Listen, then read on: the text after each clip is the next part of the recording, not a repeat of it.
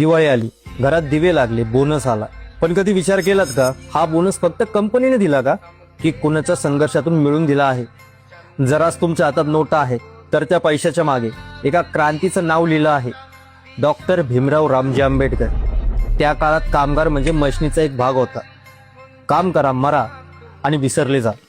ना सुट्टी, ना पगारात सन्मान, ना सुरक्षिता, ना आवाज उठवायचा अधिकार. पण एक महामानव होते, ज्यांनी ठरवलं या अन्यायाचा अंत मी करणार. ते होते डॉक्टर बाबासाहेब आंबेडकर, ज्यांनी पहिल्यांदा सांगितलं की कामगार हा फक्त मजूर नाही, तो या राष्ट्राचा कणा आहे.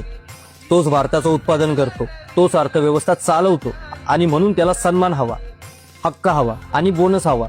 बाबासाहेबांनी केलेले कायदे म्हणजे क्रांती होती. Factory act 1948, trade union act 1926, यातून मिळालं सुट्टीचं स्वातंत्र्य, कामाचे ठरलेले तास आणि सर्वात महत्वाचं बोनस हक्क. होय, ज्या दिवशी तुमच्या खात्यात बोनसचा मेसेज येतो ना, त्या दिवशी त्या नोटांवर बाबासाहेबांचा सहीचा इतिहास असतो. आज लोक म्हणतात बाबासाहेब फक्त समाजासाठी लढले. अरे नाही रे, ते माणूस सगळ्या भारतासाठी लढले. कारखान्यात काम करणारा असो, ऑफिसमध्ये बसणारा असो किंवा शेतात घाम गाळणारा असो, सगळ्यांना हक्क देणारं एकच नाव, डॉक्टर बाबासाहेब आंबेडकर.